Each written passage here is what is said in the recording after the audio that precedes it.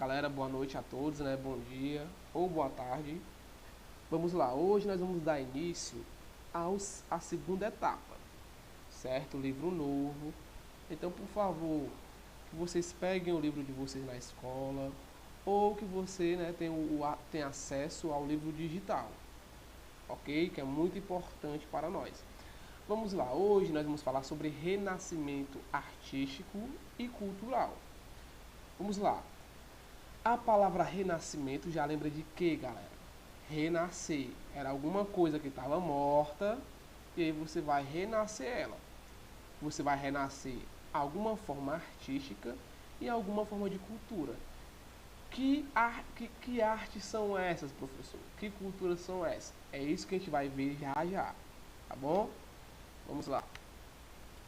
No final do período da Idade Média, lembrem, chamada de Baixa Idade Média, já está acabando a Idade Média, as transformações na produção agrícola mudaram a forma de produção dos camponeses medievais, que passaram pouco a pouco de uma economia de subsistência para uma agricultura aberta e comercial.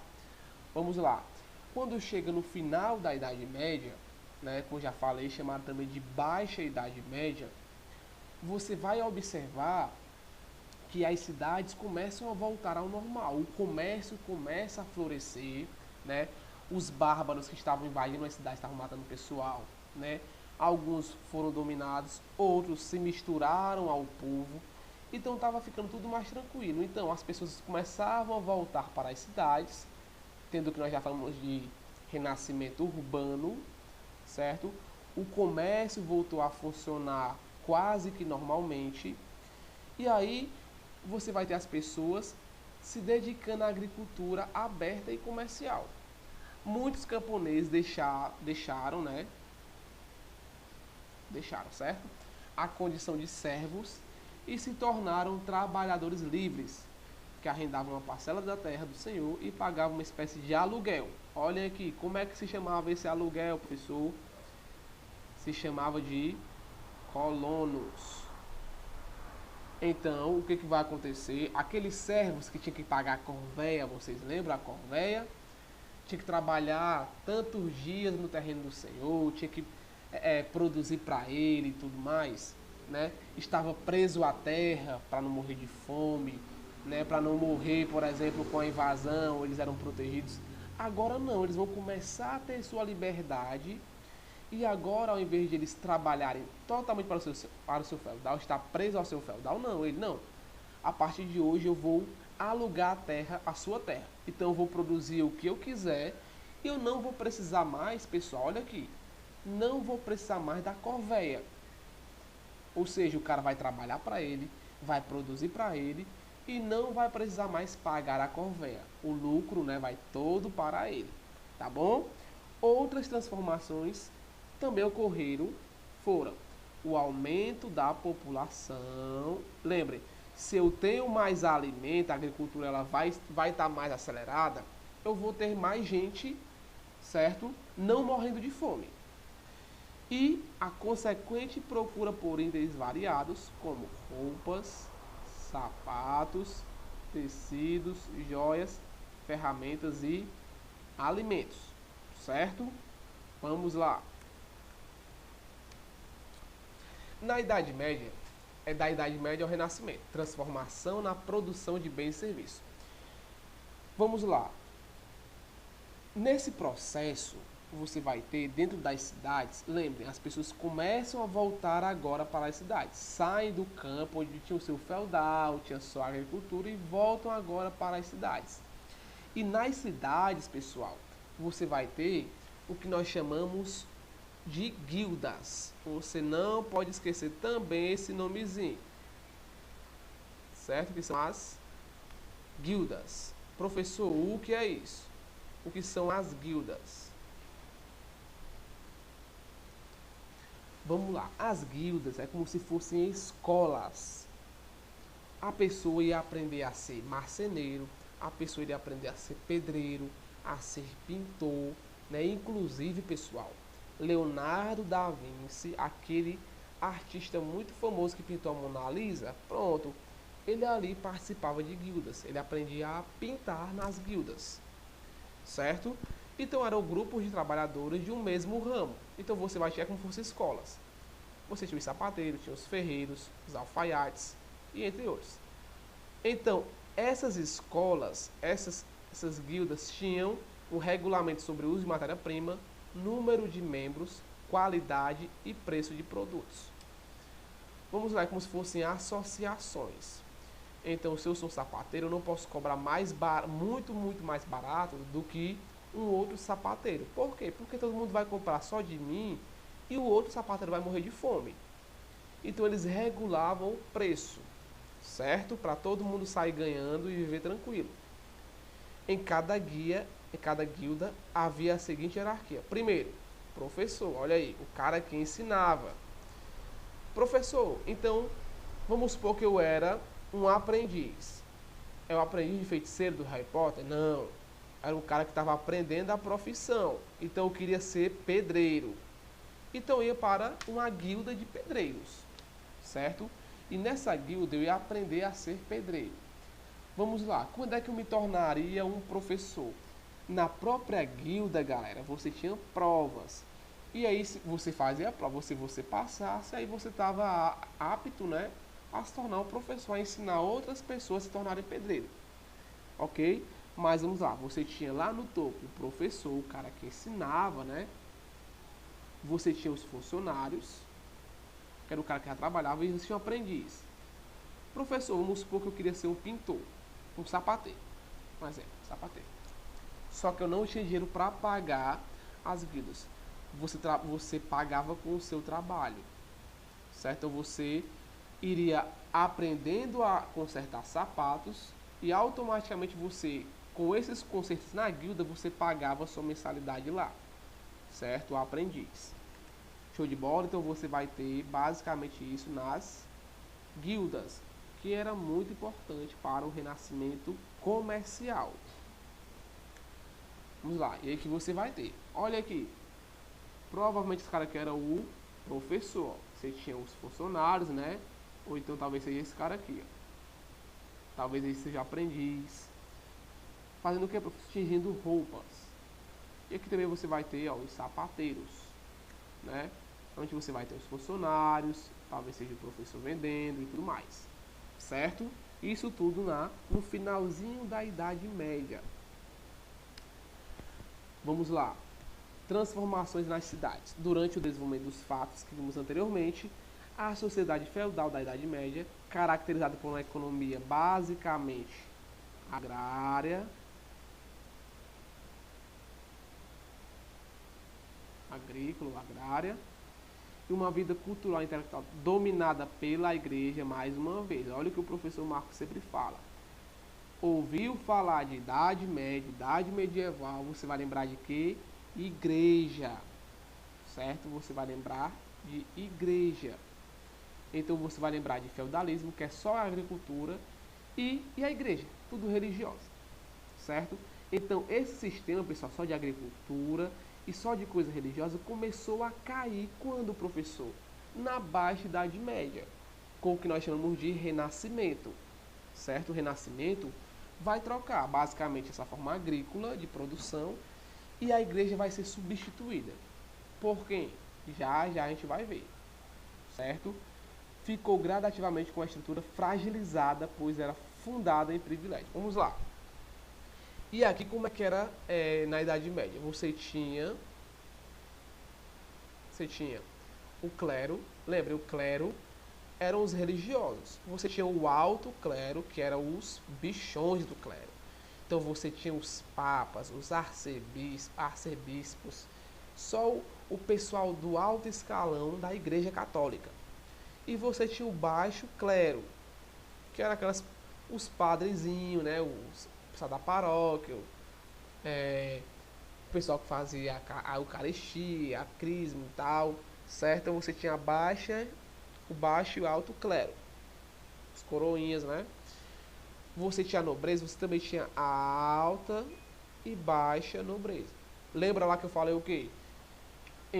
Você tinha a relação de vassalo, né, de vassalagem, onde você tinha um nobre muito rico, que era o seu feudal, que fazia parte da alta nobreza, e você tinha um cavaleiro, que era um cara que algumas vezes tinha muita dívida, não tinha muito dinheiro, não tinha terra, que fazia um contrato, um acordo com o seu feudal da alta.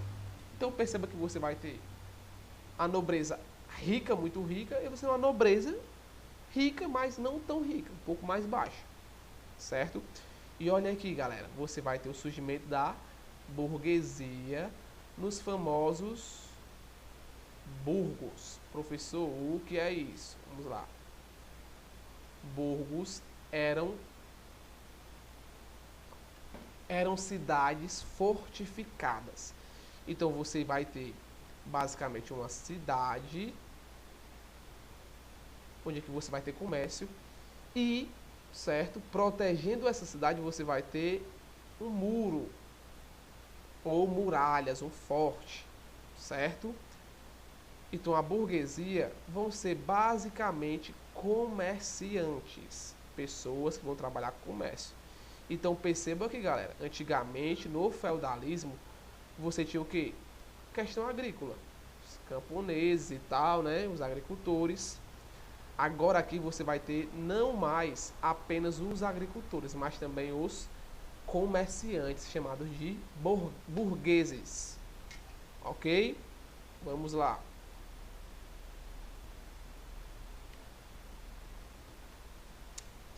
A ascensão da burguesia no final da Idade Média foi o elemento dinâmico da transição entre o feudalismo e o espírito político moderno. Tornou-se um marco de mudança de uma sociedade fechada para uma sociedade aberta e competitiva, na qual os valores do indivíduo adquirem importância radical. Vamos lá, galera. Olha aqui. A burguesia ela vai ser importante, por quê? Porque você vai ter um espírito de competitividade. Você vai ter um comerciante tentando vender seu produto mais barato do que o outro. Então você vai ter uma competição entre comerciantes, certo? E o que vai importar aqui, pessoal, é o valor individual. É o quanto eu vou receber, é o que vale para mim, não para a sociedade no todo, certo? Então, por que foi importante para os burgueses? Porque os burgueses, através da burguesia, você vai ter a criação dos primeiros bancos. O pessoal comercializava tanto, o comércio floresceu tanto, que as pessoas ficaram muito ricas. E onde é que eles guardavam dinheiro? Nos bancos. Certo? A burguesia começou a investir em formação escolar universitária, certo? A primeira universidade foi criada pela igreja, mas você também vai ter um investimento muito grande da burguesia. Os burgueses é que vão começar a estudar a fundo a economia, como ganhar mais dinheiro, certo? Então você vai ter lá a burguesia agindo de forma direta na formação universitária. Porque antigamente só padres iam para a universidade e tal, né? No século XI, lembrem, galera, a Idade Média ela vai ser do século V até o século XV. Então ainda estamos aqui falando de Idade Média. Mas, mais uma vez, estamos falando da Baixa Idade Média. É quando o feudalismo já está caindo, a Idade Média já está caindo, certo? Então, no século XI, foram fundadas duas primeiras universidades, Bolonha na Itália e Oxford, que tem até hoje também lá na Inglaterra. No século XII foi criada a universidade em Paris, na França. E aí no livro de vocês vai ter uma lista de várias universidades, as que foram criadas. Você vai ter o nome, o país e você vai ter a data em que elas foram criadas. Tá bom? Tudo isso com o dinheiro praticamente da burguesia. Show de bola? Vamos lá. Outras mudanças. Os comerciantes, os artesãos e outras categorias sociais que conviviam nas cidades adquiriram poder e fortuna. O comércio floresceu de novo, começaram a comercializar e ganhar cada vez mais dinheiro. Isso permitiu o aumento da sua participação, da sua influência nos governos e os colocou em situação de conforto, com os antigos privilégios da nobreza e dos senhores feudais. Vamos lá. Nesse período aqui, vão surgir também o que nós chamamos de estados modernos, certo? Como nós temos basicamente ali o reino da França, o reino da Grã-Bretanha e vários outros reinos. Olha aqui, galera, como é engraçado. Nesse período vai cair, olha aqui, Roma Oriental, Constantinopla, ela é derrotada pelos turcos, é tomada pelos turcos, certo? Exploração marítima. Quem que pagava, professor? As viagens de navio que eram caríssimas, os burgueses. Nesse período também chegou, por exemplo, o Homem nas Américas, 1492, desenvolvimento da cartografia, desenvolvimento da prensa de tipos móveis. Por que isso é importante? Era como faziam os livros. Antigamente as pessoas copiavam, escreviam letra por letra, palavra por palavra, um livro do outro. Agora não, eu tenho uma máquina que eu consigo imprimir uma outra página, certo? Então fica mais fácil e as ideias dos livros eram passadas de forma mais rápidas para outras pessoas. Vamos lá, século XIII. Vamos lá, professor. O senhor falou de renascimento. Renascer o quê? Renascer conceitos da antiguidade clássica, aquele pensamento grego, aquele pensamento romano, certo? Isso é algo fundamental. É o renascimento cultural, é o renascer da cultura grega, o renascimento da cultura romana. Que cultura é essa, professor? Aquela cultura do nu artístico, onde o nu não é vergonha, onde o belo ele é importante. Vamos esquecer um pouco aqui a questão da Igreja Católica, não é só mais em relação à religião católica, mas qualquer tipo de religião, e principalmente a religião grega e romana.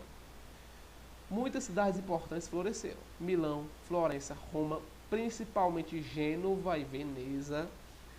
Começou-se a substituir o pensamento religioso pelo pensamento racional. Olha aqui. Lembra que antigamente você tinha a igreja mandando em tudo. Então, no finalzinho da Idade Média, você não vai ter mais o pensamento religioso. Começa a cair esse pensamento religioso e começa a entrar o pensamento racional. Nós temos um problema. As pessoas falavam, não, mas é porque Deus quis. Não, vamos agora investigar como é que aconteceu tudo. Então você tinha que usar a racionalidade. Você tem a saída teocêntrica. O que é isso, professor? Deus está no centro. Então tudo era através de Deus. Lembrem, Igreja Católica.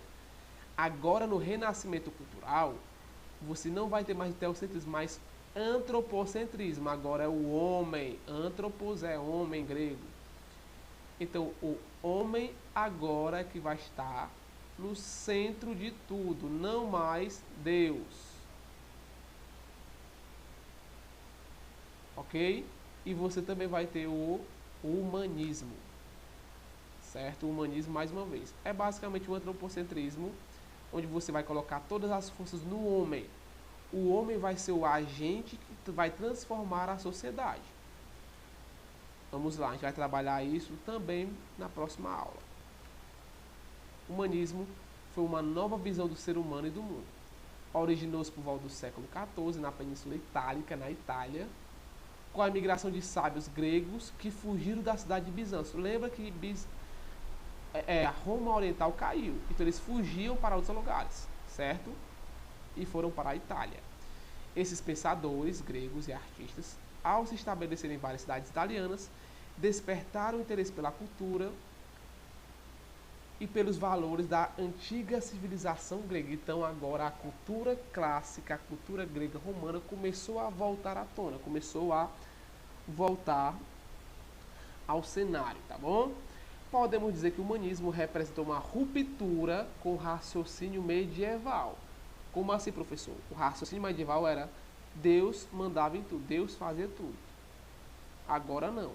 O homem é que faz tudo, o homem tem poder para tudo. Segundo o qual os seres humanos eram governados por Deus e pela religião católica. Lembre, o raciocínio medieval era esse. A igreja e Deus mandavam em tudo. O raciocínio humanista do Renascimento não. Quem mandava, quem sabia de tudo, quem construía tudo eram os homens e não Deus. ok? Então percebam aqui, olha aqui as pinturas, né, a arte do Renascimento. Então percebam que são sempre imagens religiosas gregas. Olha aqui, que imagem é essa? Nascimento de Vênus, certo? Olha aqui o raciocínio entrando.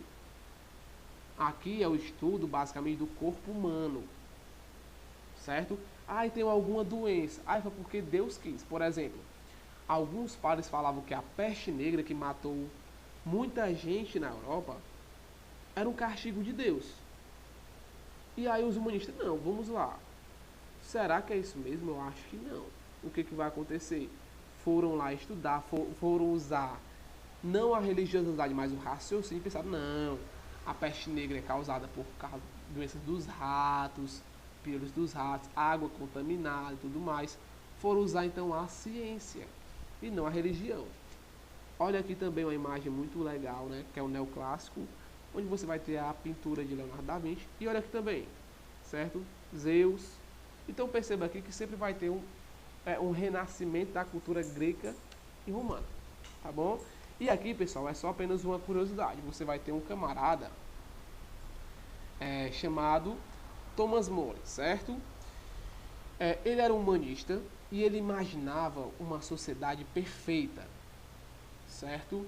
Onde você não roubaria ouro, você não correria atrás de ouro ou prata porque teria abundância, certo? Ninguém passaria fome, ninguém teria uma terra privada, ou seja, a terra seria de todo mundo, seria uma sociedade perfeita, certo?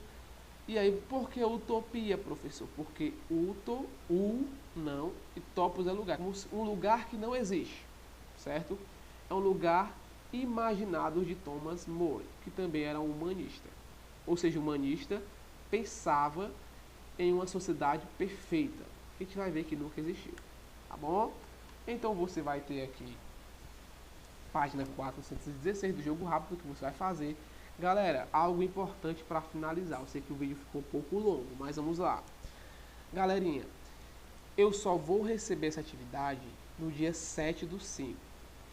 Por quê? Vamos lá. Professor, mas eu vi o vídeo hoje, dia 28, e eu fiz a atividade e eu quero entregar agora, eu quero mostrar para o senhor agora. Não faça isso, tá bom? Eu não vou olhar. Por que o senhor não vai olhar? Porque fica complicado, gente. Eu não consigo, algumas vezes, ver quem realmente está fazendo a atividade, porque uns mandam na terça, outros mandam na quarta-feira à noite, outros mandam na quinta-feira de manhã. E quando vocês vão colocando atividade, outros alunos colocam atividade de matemática, colocam de ciência, colocam de português, fica tudo bagunçado, misturado. E realmente você fica um pouco perdido.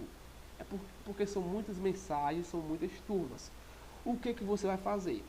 Você vai assistir o vídeo dia 28, beleza. Professor, posso fazer a atividade dia 28? Pode. Mas você só vai me enviar para o WhatsApp lá do grupo no dia 7, que é o dia da nossa próxima aula, na outra terça-feira. Tá bom? Você vai me enviar no horário da manhã, que é o horário que eu tenho aula com vocês. Professor, não posso, porque meu pai leva o celular. Você me envia terça-feira à tarde, terça-feira à noite, não tem problema. Mas eu quero que fique aqui gravado, certo? Vocês vão me enviar apenas no dia das minhas aulas, para não ficar bagunçado e eu poder me organizar melhor e ver quem realmente está fazendo a atividade bem direitinho ou não. Tá bom? E não ficar com tanto trabalho. Tranquilo, galera? Então é isso. Espero que tenham gostado. E até a próxima.